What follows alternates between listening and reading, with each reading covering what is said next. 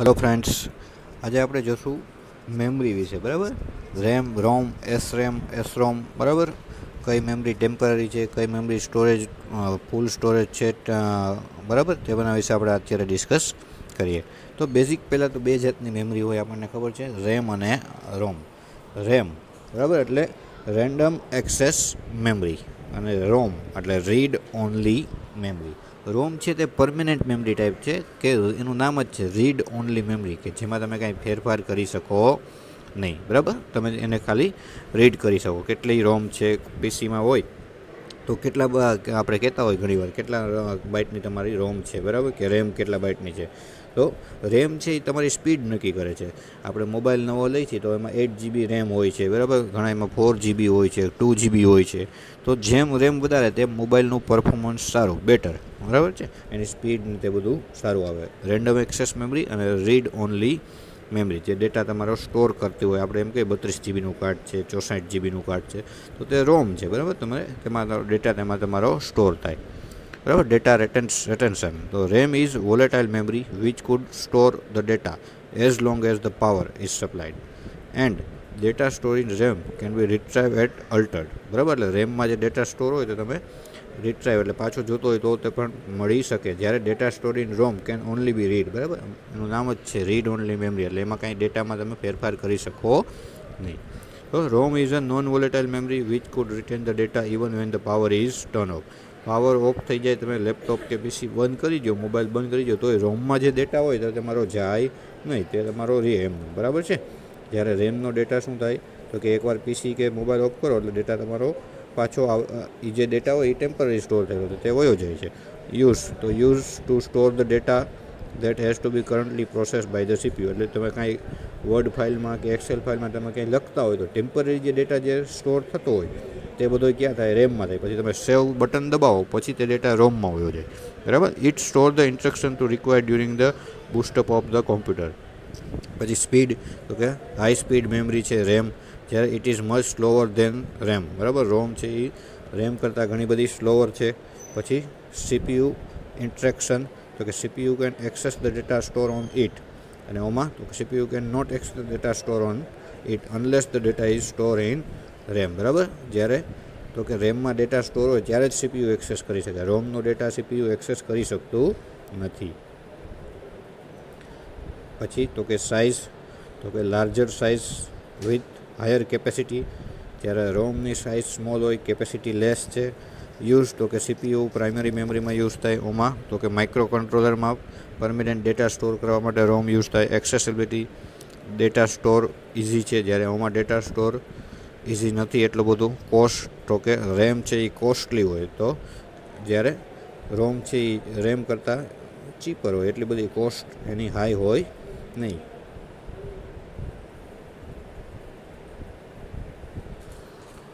S RAM અને D RAM, static RAM and dynamic RAM. હવે આપણે રોમ અને રેમના ટાઈપ જોયા આગળ. હવે રેમના પાછા બે ટાઈપ પડે છે મિત્રો, static RAM and dynamic RAM. તો સ્ટેટિક રેમ ક્યાં યુઝ થાય, ડાયનેમિક રેમ ક્યાં યુઝ થાય બરાબર. Transistor R use to store the information in S RAM બરાબર. ટ્રાન્ઝિસ્ટર જે આપણા બધા હોય છે NP તે બધામાં જે ડેટા સ્ટોર માટે યુઝ થાય તે એસ રેમ સ્ટેટિક બરાબર. અને ડાયનેમિકમાં તો capacitor are use to store data in D RAM. પછી ઓમાં તો કે capacitor are not use hence, not refreshing is required. ત્યારે ઓમાં શું થાય તો કે to store the information for longer time content of capacitor need to be refresh periodically બરાબર. કેપેસિટરની ઇન્ફોર્મેશન છે એ પિરિયોડિકલી તમારે રિફ્રેશ કરતી રહેવી પડે. S RAM is faster compare to D RAM બરાબર. D RAM is provide slow access speed. D રેમમાં access speed કેવી આવે, સ્લો આવે. એસ રેમમાં ફાસ્ટ હોય બરાબર છે.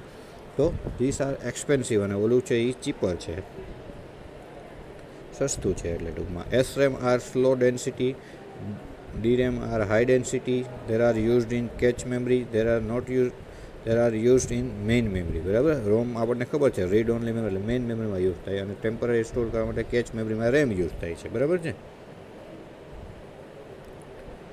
Combinational circuit and sequential circuit બરાબર. કોમ્બિનેશનલ સર્કિટ અને સિક્વન્શિયલ સર્કિટ. તો S RAM ROM, S RAM D RAM, RAM રોમનું આપણે જોયું, તેમાં જ એના ઉપરથી જ કોમ્બિનેશનલ સર્કિટ અને સિક્વન્શિયલ સર્કિટ. કોમ્બિનેશનલમાં તો કે the output depend only on the present input and there is no need to feedback for input and output, so memory element is not. ટૂંકમાં જેવું ઇનપુટ આપો તેટલું આઉટપુટ તે જ પ્રમાણે મળી જાય, એમાં કાંઈ સ્ટોરેજ ન હોય, બરાબર. ડાયરેક્ટલી ઇનપુટ આપો ને ડાયરેક્ટલી આઉટપુટ મળે, અંદર મેમરી હોય નહીં, એને કહેવાય કોમ્બિનેશનલ સર્કિટ. સિક્વન્શિયલ સર્કિટ એટલે આઉટપુટ બંને ઉપર ડિપેન્ડ કરે. જે આઉટપુટમાંથી પાછો ફીડબેક તમે ઇનપુટમાં આપેલો હોય તેના ફીડબેક ઉપર પણ આઉટપુટ આધાર રાખે, એટલે એમાં મેમરીની જરૂર પડે. The output depend upon both present input and present state previous state output, so memory element is required. બરાબર છે. તો it is easier to design, use and handle. It is not easier to design. પછી clock signal are not required and it is not depend on time.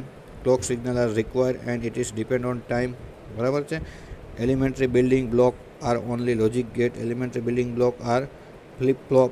બરાબર. there are faster logic gate, their circuit slower than combinational circuit. આ બધાના difference છે.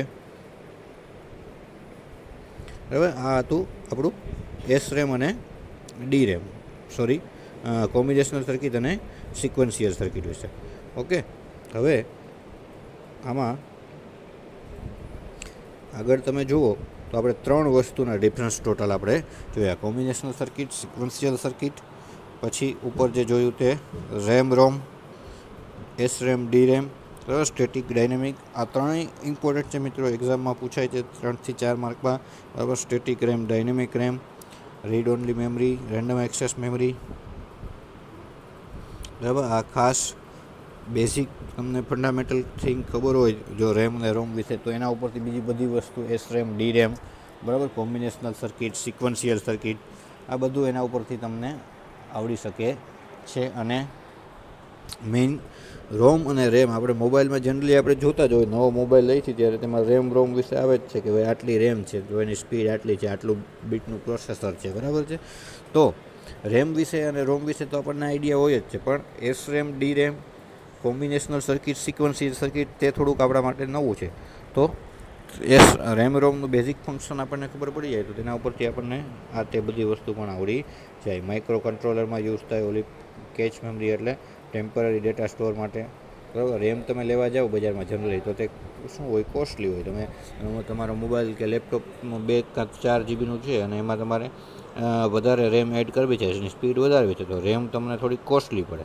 બરાબર. જ્યારે રોમ તમે એમ કહો કે ભાઈ મારે આમાં મારા મોબાઈલમાં છે 32 GB સ્ટોરેજ છે અને મારે 64 GB કરવું છે, તો તમે 32 GBનું મેમરી કાર્ડ લેવા જાઓ તો 300 થી 400 રૂપિયામાં તમને 32 GBનું મેમરી કાર્ડ મળી જાય છે.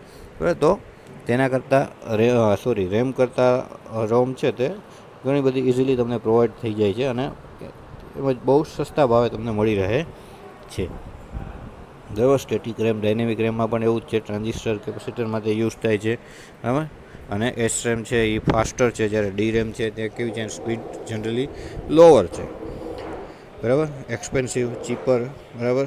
ડાયનેમિક રેમ સસ્તી છે. પછી આમાં